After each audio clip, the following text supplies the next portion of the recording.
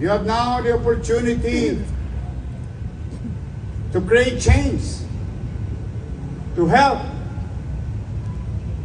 A few minutes ago, when you passed by here, I saw another 2 children. Dalawang bata na naman. Paul. Dalawang bata na naman. I don't know why they are coming to the city of Manila. There is 1,600 LGU. There are about 200 plus cities. Mas mayaman sa atin ang Quezon City.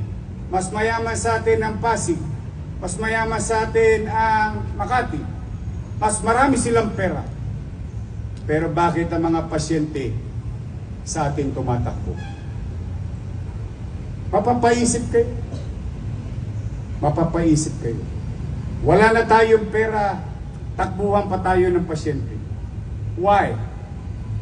You know, the answer is because the city of Manila, no matter how hard it is, we will continue to help the people.